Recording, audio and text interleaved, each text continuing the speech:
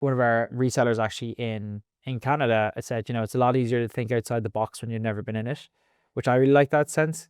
Coming in with a type of software and going into a market and saying, well, what's going on here, and then just tearing the shit out of it and trying to redefine the category. And I remember sitting in my boxers in my living room just thinking, it can't get worse than this. Even in successful companies, fewer than 50% of founding CEOs had any experience related to the startup. That would be pretty scary, right? If like they started tariffing services, like that would be... I think it would be a real mess, but yeah, I guess we should probably not talk about it. Yeah, don't worry about that stuff. What do you think of the computer vision landscape, Dan? I think it's going to move really quick, especially with the VLMs and stuff coming out now. And the abilities to do that, like training models is going to become a lot faster. So it means there's going to be a lot more companies coming out around computer vision. Hi everyone, welcome to Founders in Arms with me, Imad Akun, co-founder and CEO of Mercury. And I'm Roy Suri, co-founder of Lima and Tribe. And today we're excited to have Dan Hobbs, co-founder and CEO of Protex AI. Protex is a really cool company I was lucky to be a part of early on as a small investor. And they're doing some really cutting edge stuff. Dan, why don't you explain what you're up to at Protex? Sure. Yeah. Thanks for having me, guys. So Protex AI, we're an Irish-based company, hence the accent. But what we do is we link in with existing CCTV infrastructure in like warehouses and factories to identify danger before people get hurt. So it looks at behavior patterns that lead to accidents so that companies can stop behavior patterns rather than waiting for accidents to happen in the first place. And we're moving into like operational stuff now too. Your whole team's in Ireland? No, we actually just opened. I moved to Boston a month ago, so I'm getting used to the American diet. Your aisles of Oreos are killing me, I have to say. The key is you get fat for the first year before you learn self-control. Okay, that makes sense. Trying to balance it out. But yeah, we have about half the team in Ireland, and then we have offices in Boston now, and then London now as well, as of recent. So about 50% in Ireland and 50% outside. How big's the team? About 70 now, 70 odd. Just raised around, right? Yeah, with 36 million. Yeah. Yep. Series B, was it? Series B. Yeah, so we're about 3.5 years old, coming on to 4 years old now. YC back in 2021. Yeah, that's when we met. That's when we met. Yeah. And so explain a little bit like your product. So you're doing computer vision inside warehouses to detect like health and safety issues, like near misses basically, but also like real events. And so you can help these big like customers, like enterprises mostly, right? Reduce incidents, right? Reduce health and safety incidents. Exactly. I'm going to give you like a 2 cents of where or why we're doing it. So for context, I'm not a safety professional. Kieran, my co-founder, is not a safety professional or operationals. Remember our first site walk in a factory, they just laughed at us because we showed up in like the shiniest high-vis vests and hard hats, and they're like, you idiots. But where the whole company came around was we had computer vision. Kieran was doing a PhD in computer vision in the west of Ireland. I've known him since we were like 11 years old. We actually met at a national science fair, being the cool guys we were growing up. And we were trying to figure out, where could we put computer vision as a solution. And so we had a solution before our product a little bit. So we looked at, first we looked at like drones. We tried to create a drone guard dog. So if your house got robbed, a drone would dispatch and like chase someone. That was our first idea. I wish that existed. I know. We were like, could we attach a net Maybe or something? a little too early. Yeah. A bit too early, yeah. And then we looked at different things. We looked at like cruise ship safety with drones and things like that. So it was all kind of around kind of safety, security stuff. And then one day, Kieran's auntie, who was an operations manager on a site in Ireland, was on site and a guy died. He got crushed by this machine against the wall. Yeah, he was only 21 or so.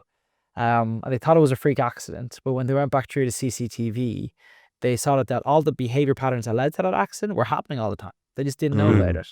And that's really where we came to the fold. So we work with some really cool companies now like Amazon, DHL, and a bunch of Fortune 500 companies across the US. Is there something about kind of new like Gen AI transformers that's like useful to your application, or is this kind of more old school computer vision?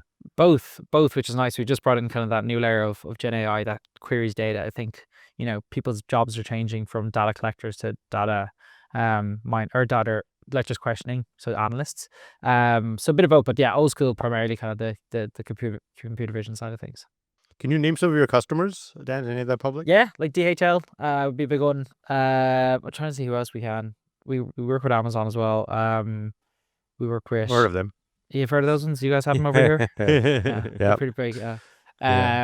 So a lot of Fortune 500, like we have 4 of the top 5 logistics companies in the world using us. People often say like it's bad to have like a solution in mind and try to find a problem, whereas like it sounds like you were much more in you guys were computer vision researchers and you wanted to like apply that solution to something. What do you think worked with your kind of approach to that rather than like, or what doesn't work from your experience? I think it has to be raw. I think if you go in with like, this is our solution, or this is just a solution that we're going to work with, we're going to force it down the throats of someone, that doesn't work. I think you have to be really, really open to being raw about it. So just having as basic as possible and going out to market straight away. So one of our resellers actually in Canada said, it's a lot easier to think outside the box when you've never been in it, which I really like that sense. Coming in with a type of software and going into a market and saying, well, what's going on here, and then just tearing the shit out of it and trying to redefine the category.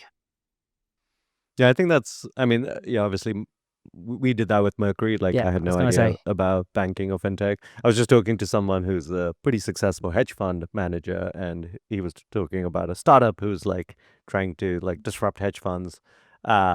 And he was like, it's great that they know nothing about hedge funds because otherwise they'll just apply the normal things that hedge funds do.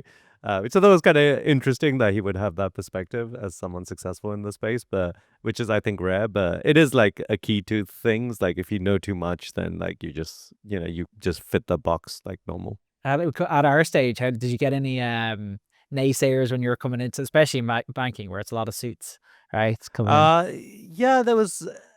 I generally found that people who knew too much about it were like, they never invested or they never really believed in it. I was like, oh yeah, I should go get some fintech investors. And like in general, like the more people knew about fintech, the less likely they were to invest in Mercury, which is like somewhat ironic because people was like, you should, like LPs and other people are like, oh yeah, I have this like thematic fund that I've invested in. But actually, I think often the thematic funds know too much about their spaces. I feel it as well, like as an investor, if I see a fintech company, it's really hard because you just see all the problems. Like it's hard to like look past the problems. You're like, here's all the hundreds of reasons it's not going to work. And these people don't even know about them. And like, what idiots. And like, but yeah, it's just like, you try to like be like, tell yourself like to be optimistic. But if you know too much, it is definitely harder. Yeah, I think being from the west of Ireland really did help us, like this naivety of what the world was. We were like, "Fuck it, we just built something cool that we think works," and then we started researching and just talking to people. And we like myself and Kieran, I guess, pride ourselves in being. I remember I spoke to a guy and he said, have you ever heard of Paddy Power? Have you ever heard of, it's not a, No. it's a Yeah, huge it's brand, betting, right? betting company. Yeah. And Okay. one guy said to me, he said, you remind me of the Paddy Power founder. I was like, gosh, they're a huge company over in Europe. I said, gosh, that's really nice of you. And he goes, yeah, you play the dumb Irish card really well. I think we lead into that with our clients. That's a backhanded comment. I know. I was like, I think thank you. So I think that's kind of stemmed to be beneficial for us, to like just leading into the whole. And how did you do that? Really being inquisitive on how people work. How did you went to the same school as the Collisons, right? Kieran Something did, yeah. I mean, Kieran like did, yeah. it's a weird it's a weird shields to go out on. But I think Kieran had like one crossover. But the competition we met at, Patrick won it, or one of them won it anyway a few years before us. So a lot of companies have come out of it, funnily enough. Cool. I mean, does Ireland have a lot of startup activity, a lot of startup found? I mean, it feels like a place where like there's a lot of business activity. I mean, you hear of all the companies being based in Ireland and stuff. You know, American companies. Yeah, all for like tax reasons. But I mean, the quality of the workforce is really great. I think that's where we benefit, and we're English speaking as well, which is super. I met someone the other day. They said your English is very good. I said, but I think from a startup scene, it's definitely getting a lot hotter in the last probably 5-6 years. So this is my second company. The previous one I exited in 2019. And from that to now, in a space of 5-6 years, it's drastically changed because it's accessible now. You don't have to be in the SFs really anymore to start a company, and I think people are realizing that. There's an interesting book called Super Founders. Have you heard this book? happen now. They did a bunch of studies on like, they did 200, they sampled like hundreds of companies, and they looked at what makes a founder most likely to be successful. And they found that even in successful companies, fewer than 50% of founding CEOs had any experience related to the startup, which is kind of remarkable when you think about it. Like, most of us, probably most VCs would think that like, having some prior experience is critical. But, the majority of successful companies don't have any, a relevant experience in that industry. But how many of them are second-time founders? Well, that's the thing. Actually, having a previous startup that had some sort of like even a little bit of success was highly correlated with success in their second company. Yeah, so it's like that was one of the things that was very correlated. But that's a separate correlation than, having like work experience and everything. Being good at startups is like its own skill set, which is separate from being good at the market. Like it's just like most of it just comes to how much pain are you willing to take, which is like a completely separate dimension to like whether you understand any market. Yeah. Also, like in startups, I feel like the problem set always is changing, and there's such a large problem set. So like being good at just solving problems and like adapting to new things is really the key strength of a founder, right? Dan, was there any kind of big lessons you took from the first startup that you applied to the second one? Any kind of big screw ups you did that you were like, I'm not going to do that again or anything like that? Get funding. So we bootstrapped the first one, and I remember our invoicing was shit, and we would just keep forgetting to invoice. And we went through like, I know, it was just like 101. It's like, oh, we have to make money with this. And we had a stage where there was like a 3-week gap where invoices wouldn't be processed or something, and I didn't have any money. I just like, my dad's engineer, mum worked at home type thing, and I was living out in Dublin, and I was like, I can't ask anybody to cover my rent. So I was able to cover my rent, and I ate Rice Krispies for 3 weeks, and not even the nice one, like the store-bought brand. And I bought a box a week, and I ate that. And I remember sitting in my boxers in my living room just thinking, it can't get worse than this. So definitely that's a big one. And then just like focusing on like team really early on, and the A player stuff, the whole YC thing of, hire slow, fire fast.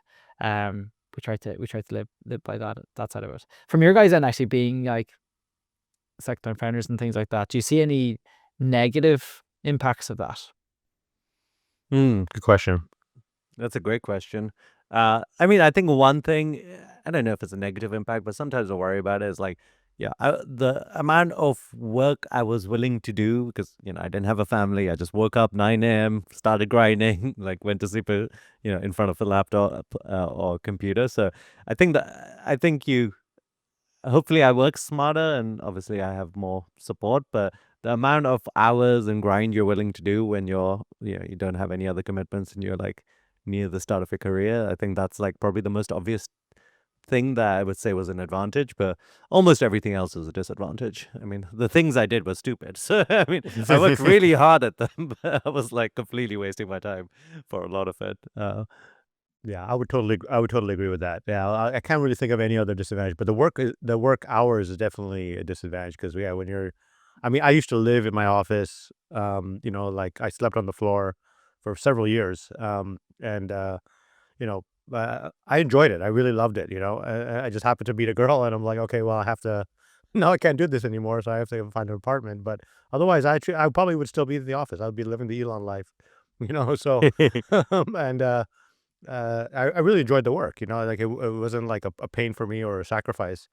And I had the same experience that you did too. You kind of reminded me of like, my bank account was less than $100 at some point. I was like buying like, this Thai takeout, and I would like separate it into like small chunks. Oh man, because it was easy to microwave. When you have a Thai curry, so I would have like a quarter of it every day, something like that. And like I remember those days. I didn't really see it as a huge sacrifice for me. It was just like I was getting to work on something I liked. So this is one benefit of America, Dan. You can get you can get for a lot of food for very cheap if you're willing to take like absolute like bottomless thing. I I'm used to just noticing have like that. a lot of rice and like this like the most cheap chicken in America doesn't really taste like chicken. I don't know what it's made of, but it's like so cheap, and you could survive on rice and chicken basically, which is like what I did. Yeah. Costco $6. Yeah. Do you know what freaks me out here is fake crab. Have you ever tried that? Yeah. What is that made of? It's I just don't know. normal crap. I don't know. I don't even know what it's made out of. It's some Maybe fish when stuff. you're running low on money, you'll find Yeah, out. I'll find out soon. Yeah, exactly. How has the tariffs and stuff affected like this business, Dan? I'm like you're running a kind of international business with international customers. How has the environment changed in the last few months? Yeah, so we ship stuff to sites as well. It definitely was a bit of a scare. But what do you Uh, ship? So we have an edge unit we ship to each Okay. site for processing. But we ship it from Europe. We then like backlogged it. We kind of did a mini version what Apple did, and we shipped loads to the States when everything was coming out. But thankfully it's changed with the computer piece that's coming through where the tariffs don't affect it as much. But it's that for our clients though, we've had a couple of Canadian clients that are just really scared by it, and they're 30% of their revenue is now going to go down the drain. Well, it could, and they're really pulling back on stuff.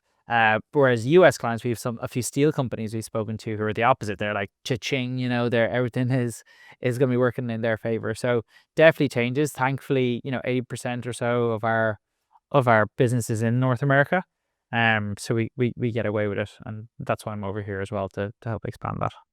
And you're mostly a services business anyway. I do think it's kind of funny how the tariffs are just like not talking about services at all. It's just like as if like the digital economy doesn't really exist. Yeah, exactly. You can't actually see it. Yeah. It's a funny one, but there's That'd be definitely pretty people looking scary, at it. right? If like they started tariffing services, like that Oh, would yeah. be. I think it would be a real mess, but yeah, I guess we should probably not talk about it. Yeah, don't worry. On about the that. on the flip side, though, like Ireland is the opposite. There was kind of that fear that companies would now start leaving Ireland because Trump would try to get them back.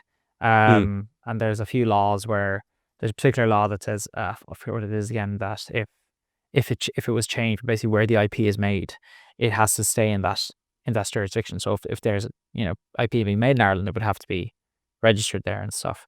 Whereas at the moment they can still pull it back to the US, but if that changed, then that would disrupt everything. Totally, Oh, yeah. interesting. That's an Irish law or an American law? I think it's a EU law. Yeah. EU law. Okay. It's amazing, like kind of the world that we live in, how much of it is actually, we take it for granted, but it's based on some law that was passed like decades ago, like by some random people who had no idea what kind of companies would be built in the future. Like I was reading about Dick Durbin. Did you see this tweet by Shield? Imad? I'm very familiar with this. Yeah. Yeah. I didn't know about it, but I knew about the issue where they basically capped debit fees, right? Debit card fees. And I knew about that because we worked at this at Presto as well. But I didn't realize like the modern fintech stack was based on that law. I mean, I think it's a little bit of an exaggeration by Shield, but basically, if you're a bank under 10 billion in assets, which are loans, you don't have to abide by the debit card cap. So, like, it roughly is like, I think the debit card cap is like 0.2% or something like that for big banks, and then for small banks, it's 2%. Oh, there's no cap, so like they end up charging around 2%. And so like all of these companies like Chime and Cash, like everyone that's issuing like these kind of debit cards, especially to the underbanked, are basically monetizing off that. Like it's a free account and a free card, and you monetize off the 2%. And 2% is actually pretty significant, right? Even if someone's spending like $1,000, that's $20 a month, which is actually quite good for a consumer product. That's free. Yeah, it's also has like unintended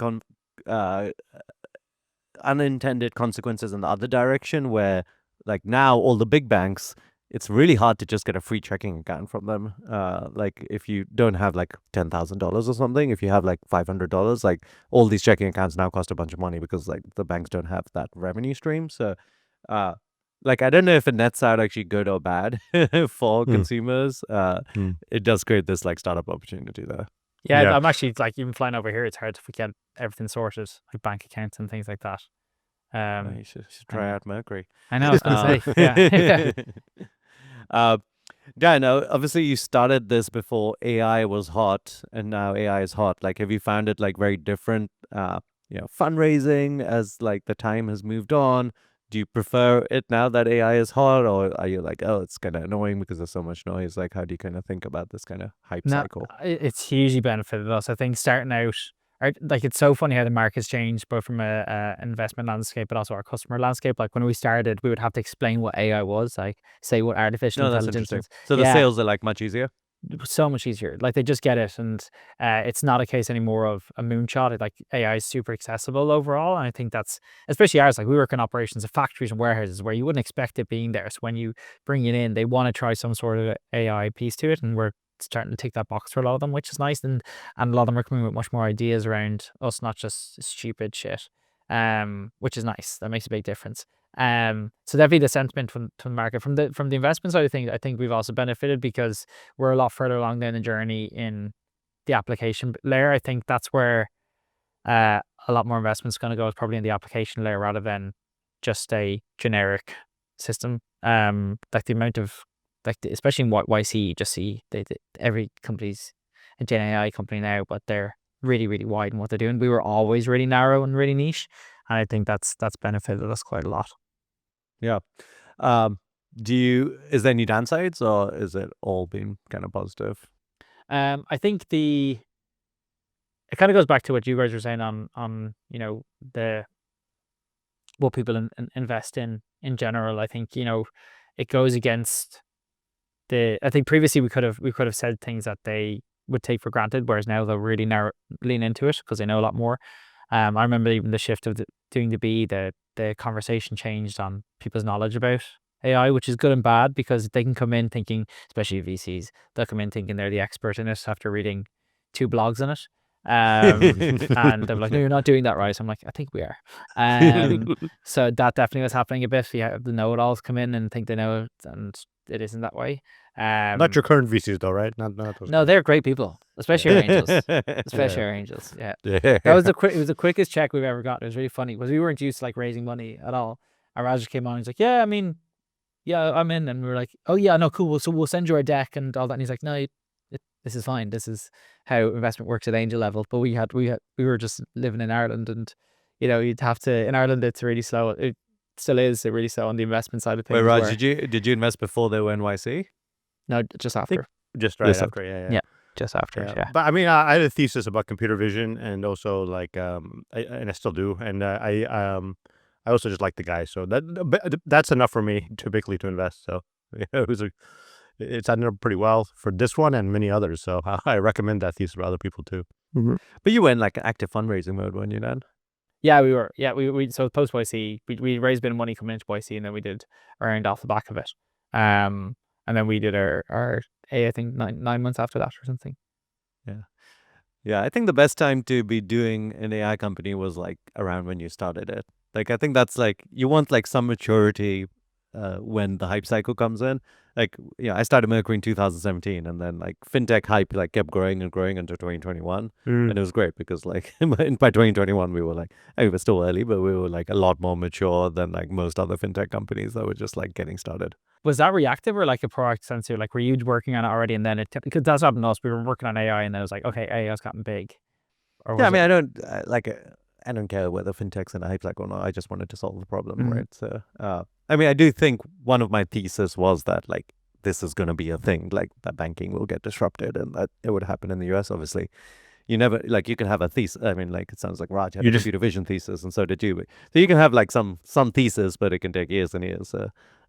Because like, I moved here in 2008. Like people have been talking about AI since 2007 and 8, right? Like it's been everyone's always like, yeah, it's like 5 years away, and it's always been too far away until this time, I guess. Mm-hmm. And what do you think of the computer vision landscape, Dan? Like any other companies that you're excited about? Any other applications that you think are like because it's kind of like.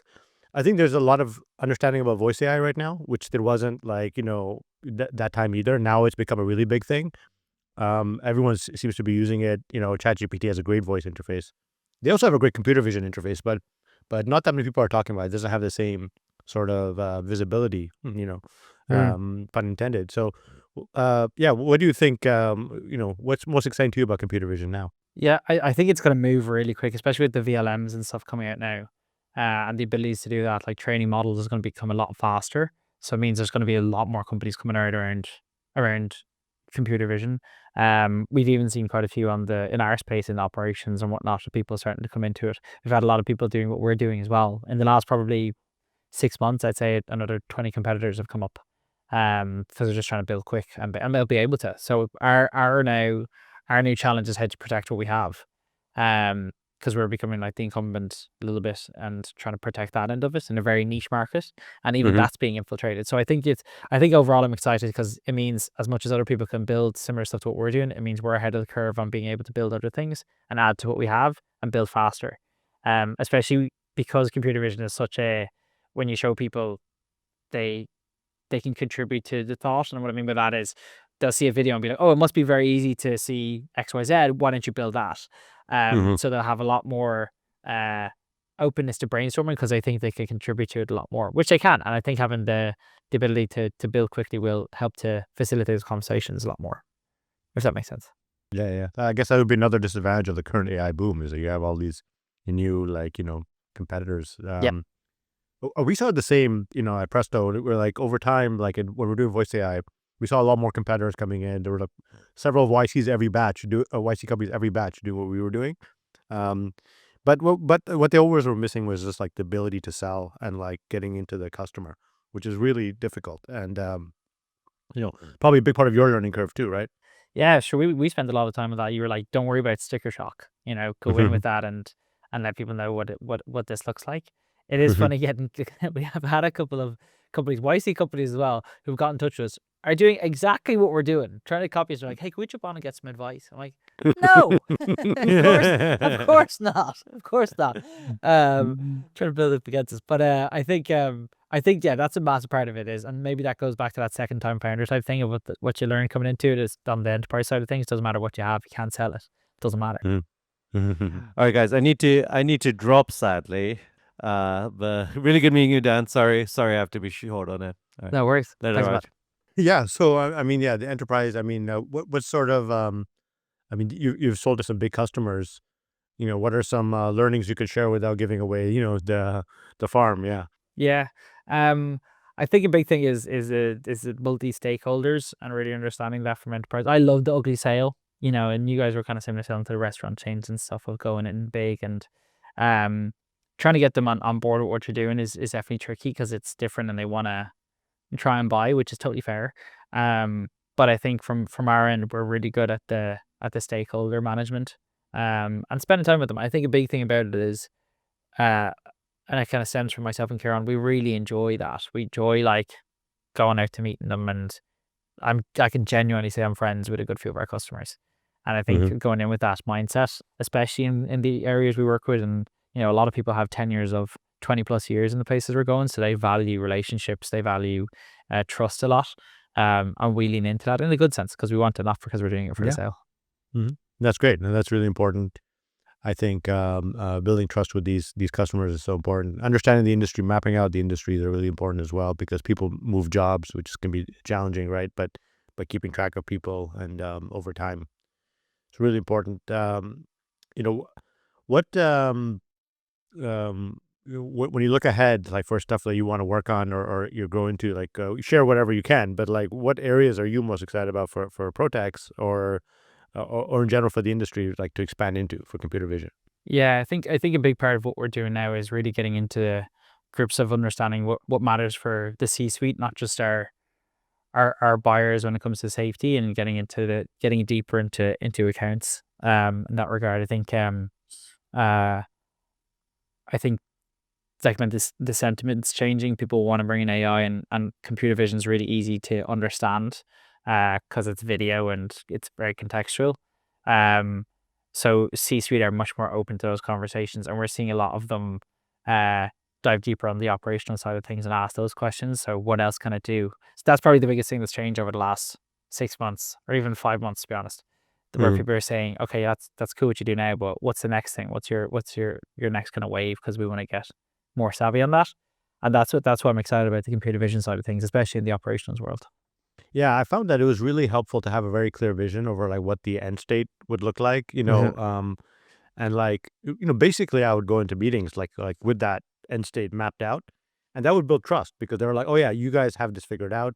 Your thinking is more advanced than my thinking, so that shows that like I'm betting on the right partner, and that by itself is, salespeople would often push back on me and say like, oh, you're selling futures, like you're selling stuff we don't have. But I'm clear we don't have it now, but I'm also clear that we're going to work with the customer to get there, right?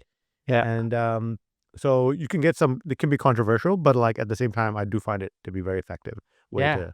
Especially at that level where selling at the top, where they want to work with the visionaries. They don't want to work with the now. They want to work with with what's going to solve their problems in the next 12, 24 months. And I always think it's funny. We used to go into conversations, especially selling to enterprise.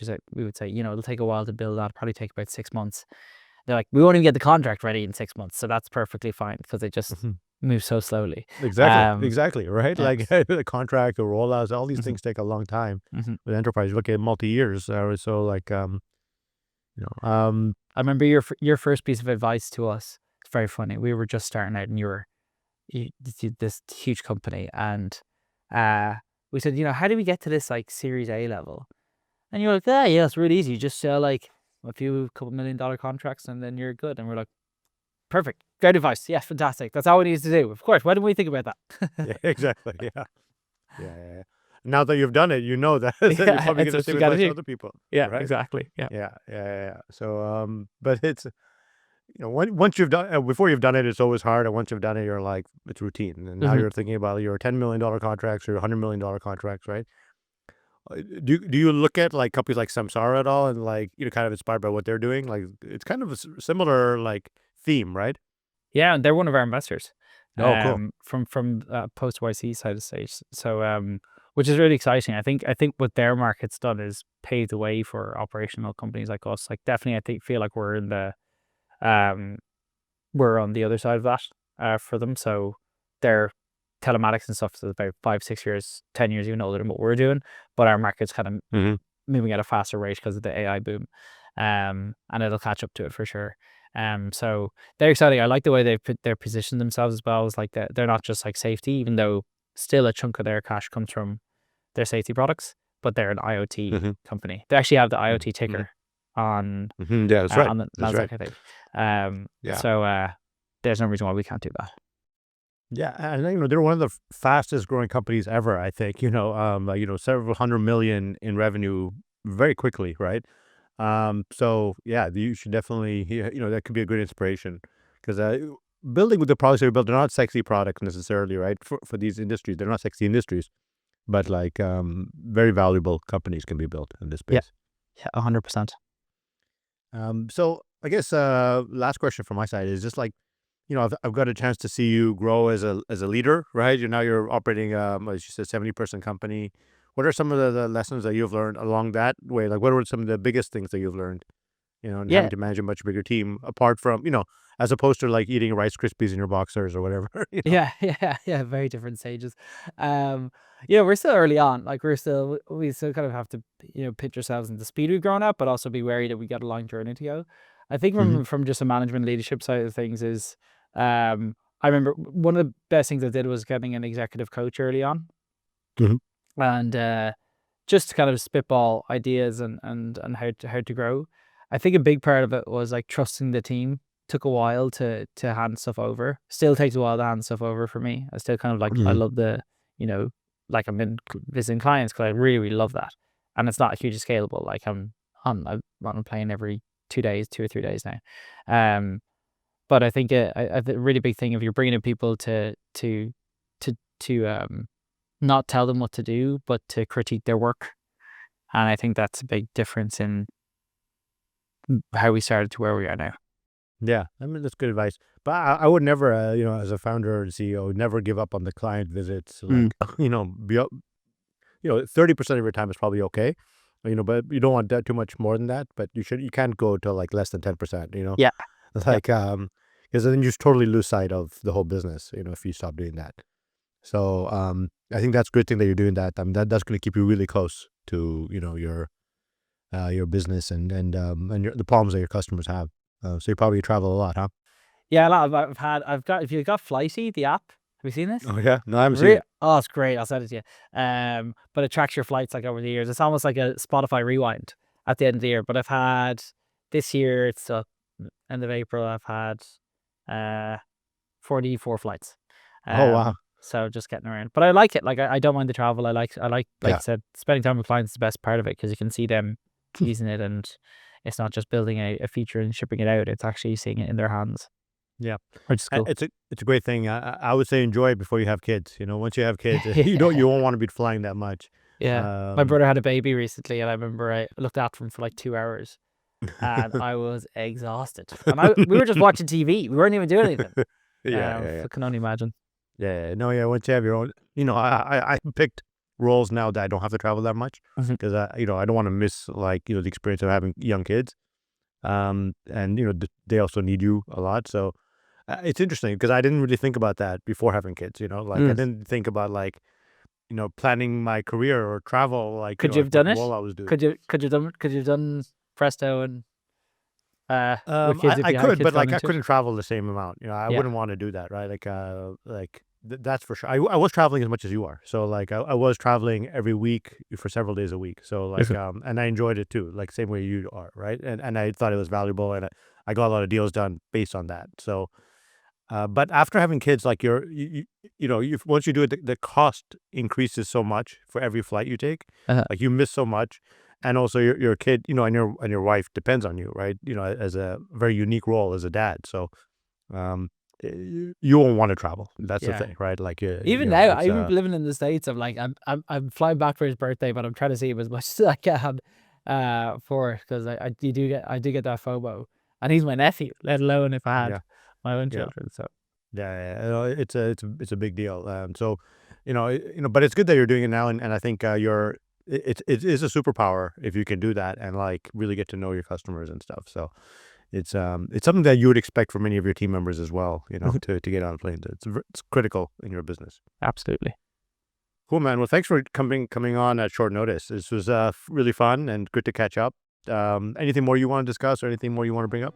No, it was great. It was great. It's cool even just rubbing shoulders with two of you guys. So thanks for having me on. Hopefully I'll have my own podcast one day and be able to get people on and actually talk about stuff where I can relate to. So really appreciate it. Yeah. No, it's great to have you, and congrats on everything you've built. It's been amazing to watch you do it. I knew you would do it, of course, but it's amazing to watch you evolve, and I know there's a lot more to come as well. Super. Awesome. Thanks, Josh. Really appreciate it.